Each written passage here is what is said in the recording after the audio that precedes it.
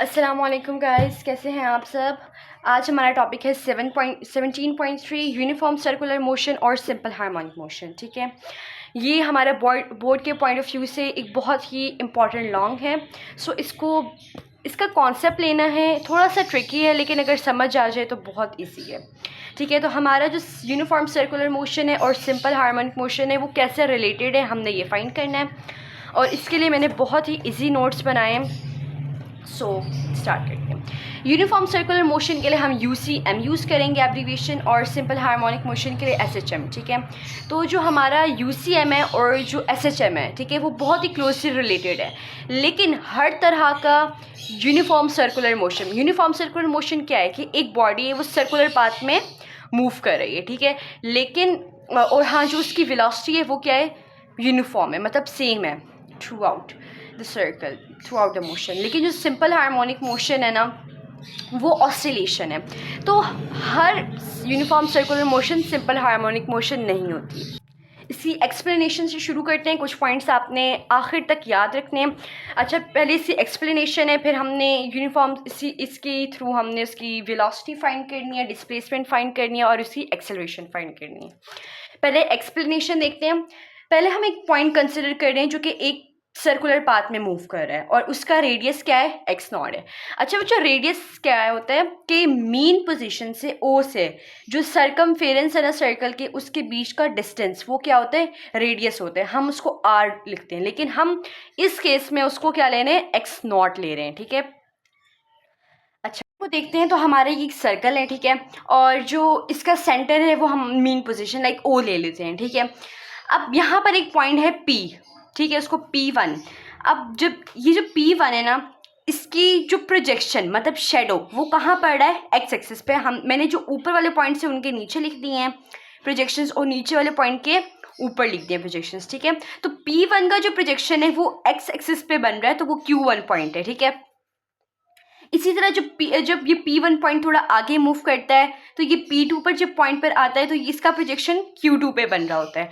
P3 पर जब थोड़ा सा मूव करके आगे आएगा तो इसकी प्रोजेक्शन यहाँ पर बन रही है एक्स एक्सिस पे Q3। ठीक है, फिर जब ये मूव करके इस साइड पर आता है P4 पे तो इसकी प्रोजेक्शन ऊपर की तरफ जा रही है, लाइक इधर ही, और यहाँ पर एक्स एक्सिस पे Q4 बन रही है। ठीक है, फिर थोड़ा सा आगे मूव करेगा P5 पे तो इसकी प्रोजेक्शन Q5 बनेगी, और P6 पर Q6 बन जाएगी। तो यहाँ पर एक बात नोट की होगी कि अगर हम इस वाली साइड पर देखें ना, इतने से डायग्राम पे, तो हमने इस तरफ से पॉइंट लाइक इधर इधर जा रही थी, प्रोजेक्शंस कहाँ जा रही थी, मेन पोजीशन से या सेंटर से अवे जा रही थी, लाइक इस तरफ को जा रही है ना प्रोजेक्शन। और यहाँ पर देखें तो ये प्रोजेक्शन कहाँ आ रही है, दोबारा से मेन पोजीशन या फिर सेंटर ऑफ द सर्कल पे आ रही है दोबारा से। ठीक है, अच्छा अब हम फिर से एक्सप्लेनेशन की तरफ आते हैं। हमने कंसिडर किया एक पॉइंट P जो कि मूव कर रहा था सर्कुलर पाथ में। ये पॉइंट P एक मूव कर रहा था सर्कुलर पाथ में। ठीक है, उसका रेडियस हमने क्या लिया है, x0, मतलब यहाँ से इधर पॉइंट तक का डिस्टेंस हमने क्या लिया है, x0। ठीक है, P की प्रोजेक्शन कहाँ बन रही थी, Q पे, on axis, on x axis, इस एक्स एक्सिस पे जो है ना P की प्रोजेक्शन बन रही थी Q। ठीक है, उसके बाद जो P है ना वो मोशन है अलोंग सर्कुलर पाथ, लाइक हमने सर्कुलर पाथ के अलोंग P पॉइंट मूव करा, और जो Q क्या है वो एक ऑसिलेशन है along the diameter of circular path, मतलब कि ये डायमीटर है ना सर्कुलर पाथ का डायमीटर, तो इसके अलोंग मतलब कि वो मूव कर रहा है, इधर मूव कर रहा है, इधर मूव कर रहा है। तो जो Q की ऑसिलेशन है ना वो अलोंग क्या है, डायमीटर ऑफ सर्कुलर पाथ के डायमीटर में। ठीक है, बिटवीन कहाँ पर, ये एक्स एक्सिस और माइनस एक्स एक्सिस x0। ठीक है, इसके अलोंग। इतनी बात समझ आ गई है। अब हम देखते हैं टाइम पीरियड। हमारा जो ये 1 रेवोल्यूशन है पॉइंट P, ये पूरा जो रेवोल्यूशन है ना सर्कुलर पाथ के अलोंग पॉइंट P का एक रेवोल्यूशन, मतलब कि एक सर्कल जो वो कंप्लीट करता है ना रेवोल्यूशन, वो किसके इक्वल है, कि मतलब कि पॉइंट Q एक डायमीटर कंप्लीट करता है। इसके रिलेटेड एक वीडियो जो मैं अभी शेयर करूँगी। ओके, इस डायग्राम पे हम देख सकते हैं कि ये जो सर्कुलर पाथ है इसको पॉइंट P ले लें। अब यहाँ पे ये जो पॉइंट है ये लाइक पूरे सर्कुलर पाथ में मूव कर रहा है, और जितनी देर में ये एक अपना रेवोल्यूशन कंप्लीट कर रहा है उतनी ही देर में साथ वाला ये जो सिंपल हार्मोनिक मोशन परफॉर्म कर रहा है ना, इतनी देर में ये अपनी एक ऑसिलेशन कंप्लीट कर रहा है। तो यहाँ पे ये टाइम पीरियड वाला पार्ट भी क्लियर हो जाता है। कि जितनी देर में ये अपना यूनिफॉर्म सर्कुलर मोशन कंप्लीट करेगा उतने ही देर में, इतने ही टाइम पीरियड में ये अपनी एक ऑसिलेशन सिंपल हार्मोनिक मोशन वाला कंप्लीट करेगा।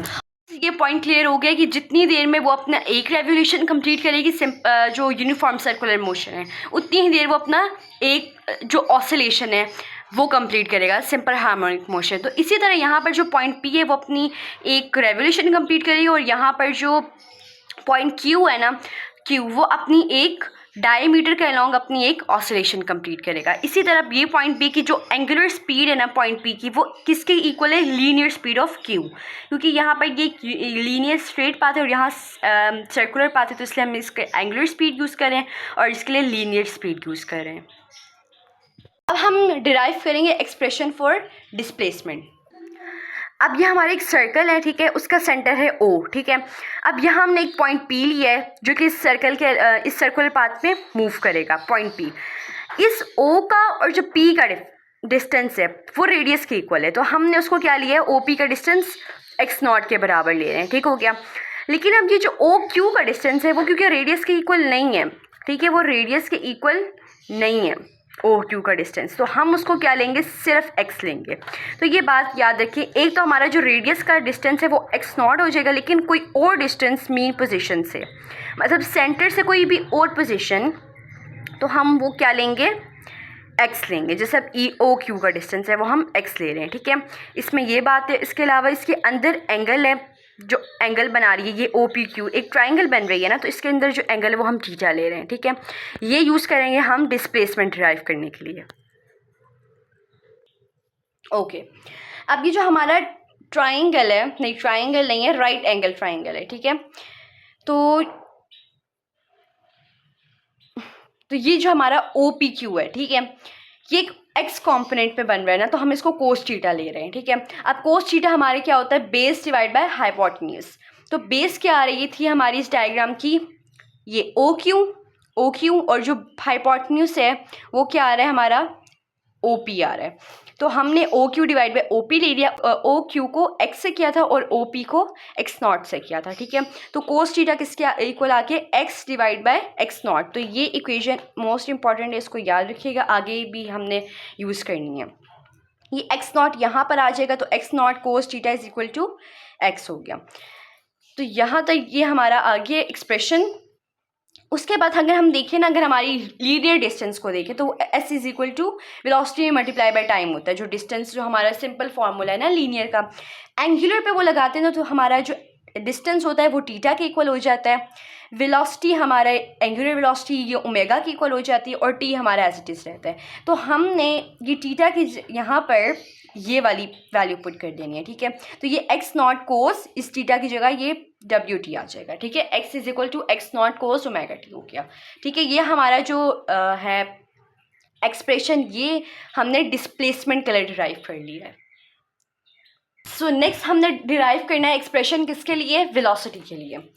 पॉइंट P की जो वेलोसिटी है ना, पॉइंट P जिसके अलॉन्ग मूव कर रहा है, तो V क्या है, is equal to x component of VP। अच्छा, यहाँ पे एक पॉइंट समझने वाला है, टेंजेंशियल वेलोसिटी। टेंजेंशियल वेलोसिटी क्या होती है, जैसे कि ये सर्कल है, ठीक है, यहाँ पे इसका सेंटर, ये पॉइंट P है, ठीक है। तो इसकी टेंजेंशियल वेलोसिटी क्या होगी, आउटवर्ड, क्योंकि ये आउटवर्ड होती है ना हमेशा, ठीक है। तो टेंजेंशियल वेलोसिटी हमेशा आउटवर्ड होती है। एक पॉइंट ये हो गया।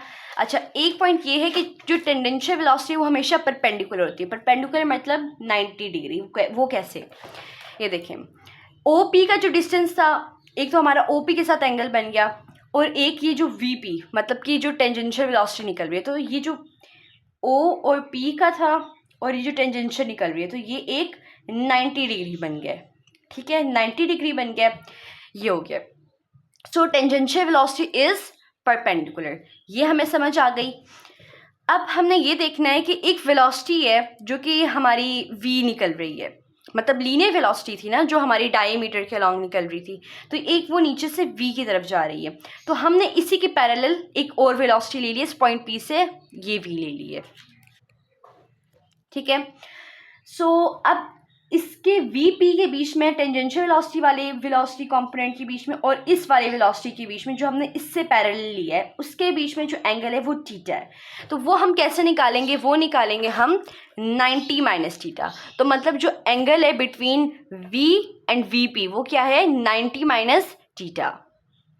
तो हमने जो यहाँ पर ये v x component of VP लिया था ना, इस कोस थीटा, इसकी जगह हम क्या लिखेंगे अब, वीपी कोस थीटा, मतलब 90 माइनस थीटा हो गया है, ठीक है, क्योंकि वीपी और जो वी के बीच में एंगल है वो 90 माइनस थीटा है, ये हो गया। अच्छा, मैथमेटिकल का एक रूल है कि कोस 90 माइनस थीटा जो होता है वो साइन थीटा के इक्वल है, ठीक है। अगर हम इसको खोलें तो हमारा ये इसके इक्वल आता है, तो हमने इसकी जगह हमने साइन थीटा पुट कर लिया, ठीक है।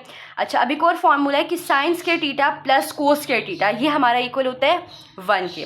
तो अगर हम साइन को इधर ही रहने दें और ये कोस थीटा उधर जाके माइनस हो जाएगा और फिर हम इसका स्क्वायर रूट लेंगे, sine theta is equal to किसके आ जाएगा, square root 1 minus cos square theta. तो अब इस साइन थीटा की जगह पर ना हमने ये वाली टर्म पुट कर देने, V P is equal to ना V is equal to V P under root 1 minus cos square theta, ठीक हो गया। अच्छा, अब एक ये पॉइंट है, एंगुलर वेलोसिटी और जो लीनियर वेलोसिटी होता है ना उसका relation v is equal to r omega होता है, ठीक है। तो जो वी पी है ना, अब हम क्योंकि उसके लिए निकाल रहे हैं पॉइंट पी के लिए, तो वी पी और हमने रेडियस क्या लिया हुआ है, एक्स नॉट लिया हुआ है, क्योंकि इस डायग्राम में तो इसका और इसका जो है डिस्टेंस वो एक्स नॉट ही है ना, तो हमने एक्स नॉट लेना है रेडियस और ये हमारा ओमेगा आ गया।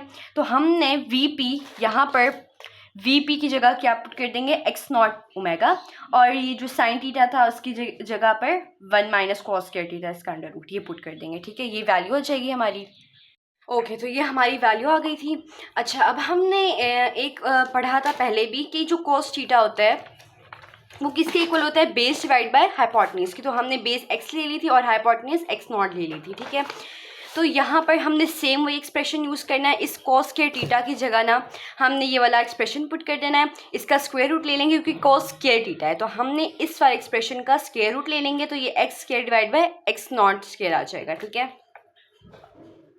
एक्स नॉट का स्क्वायर आ जाएगा।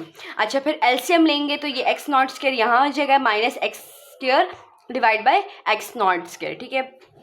अच्छा, यहाँ पर एक पॉइंट है कि अब देखें, एक ऊपर भी हमारे पास है अंडर रूट, तो मतलब नीचे भी अंडर रूट हो, तो हमने इसको मिला के बड़ा अंडर रूट बनाया है, तो ये जो एक्स नॉट का स्क्वायर है ये इस अंडर रूट से कट जाएगा और ये बाहर आ जाएगा, तो ये जो एक्स नॉट है ये एक्स नॉट है ये एक दूसरे से कैंसिल आउट हो जाएंगे और ये हमारा फाइनल एक्सप्रेशन आ जाएगी, ठीक है। तो अब ये एक्सप्रेशन हम यूज़ कर सकते हैं किसी भी बॉडी की जो कि सिंपल हार्मोनिक मोशन परफॉर्म कर रही है, उसकी वेलोसिटी फाइंड कर सकते हैं, ठीक है। नेक्स्ट हमारा एक्सप्रेशन है फॉर द एक्सेलरेशन, ठीक है। अब इसमें हमने पढ़ा था कि जब एक्सेलरेशन सिंपल हार्मोनिक मोशन की कंडीशन में कि जब एक्सेलरेशन हमारी मैक्सिमम होती है तो वेलोसिटी क्या होती है, मिनिमम। तो हम यहाँ पर उसको कांस्टेंट रख रहे हैं, ठीक है। सेंट्रीपिटल एक्सेलरेशन हम एक general formula a c is equal to v square divide by r, और ये वाला जो रिलेशन है ना ये है लीनियर वेलोसिटी का और एंगुलर वेलोसिटी का, v is equal to r omega, ठीक है। तो हम इस एक्सप्रेशन को इस v में पुट कर रहे हैं, ठीक है। तो यहाँ पर ए सी इज़ इक्वल टू क्या आएगा, आर ओमेगा का स्क्वायर आ जाएगा। उसके बाद जब हम इसका स्क्वायर लेंगे ना, आर स्क्वायर ओमेगा स्क्वायर, तो ये नीचे वाला आर और इसके साथ कट जाएगा, तो ये आर ओमेगा स्क्वायर रह जाएगा। अब क्योंकि हमने आर को क्या लिया हुआ है, एक्स नॉट लिया हुआ है, क्योंकि ये ओ और पी का एक प्रॉपर डिस्टेंस है, मतलब कि सेंटर ऑफ द सर्कल से सर्कमफेरेंस तक का डिस्टेंस है, तो वो रेडियस हमने एक्स नॉट लिया है। तो जो ए से पी है ना उसको हमने ए पी ले लिया है, ओके। तो जो हमने ए का कंपोनेंट है, a is equal to acceleration is equal to x component of a p, तो ए किसके इक्वल है, minus a p cos theta, ठीक है, क्योंकि एक्स कंपोनेंट हम कोस थीटा ले रहे हैं। अब यहाँ पर ये जो नेगेटिव साइन है एक्चुअली ये क्या इंडिकेट कर रहा है कि जो डिस्प्लेसमेंट है ना मीन पोजीशन, ये हमेशा उसके ऑपोजिट एक्ट करता है, ठीक है। अब क्योंकि हमारी जो रेडियस होता है ना सर्कल का वो इस तरफ होती है और एक्सेलरेशन इसके ऑपोजिट आ रही होती है, तो इस वजह से भी ये नेगेटिव होता है। अब यहाँ पे हम नेगेटिव पुट कर देंगे, ए पी जो हमने फाइंड किया था एक्स नॉट ओमेगा स्क्वायर, ये हम यहाँ पुट कर देंगे, और कोस थीटा जो हमने शुरू में भी एक रिलेशन फाइंड किया था और अभी हमने इससे पहले भी यूज़ किया है, तो x divide by x not जैसे वो cos theta is equal to base divide by hypotenuse, तो बेस x होती है, हाइपोटेन्यूज x नोड होती है, ये हम इसकी जगह पर लिख देंगे, ठीक है। ओके, तो अब ये जो ओमेगा स्क्वायर है ना, कट वगैरह होके कैंसिल आउट होकर हमारे पास ये एक्सप्रेशन शो हो रहा है। तो ओमेगा स्क्वायर हम कांस्टेंट रखते हैं, तो ये a इज़ इक्वल टू किसके, मतलब डायरेक्टली प्रोपोर्शनल आता है माइनस x के। तो ये रिलेशन जो इसके आखिर में आ रहा है ना, तो ये प्रूफ करता है कि ये वाला जो यूनिफॉर्म सर्कुलर मोशन है ये क्या है, एक सिंपल हार्मोनिक मोशन भी है, ठीक है। और माइनस साइन इंडिकेट करता है कि acceleration is directed opposite to the displacement from mean position. So I hope कि अब ये जो डेफिनेशन है, when a body moves in a circle, जब एक बॉडी मूव करती है एक सर्कल में, so its projection undergoes simple harmonic motion. तो उसकी जो प्रोजेक्शन है, लाइक हमने पी पॉइंट लिया था ना, वो सर्कल के अलॉन्ग मूव कर रही थी, उसकी प्रोजेक्शन किस पे थी, डायमीटर पे एक्स पे थी, एक्स एक्सिस पे थी जो क्यू थी। तो वो क्या, उसकी जो प्रोजेक्शन है वो क्या अंडरगो करती है, वो क्या परफॉर्म करती है, simple harmonic motion on the diameter of the circle.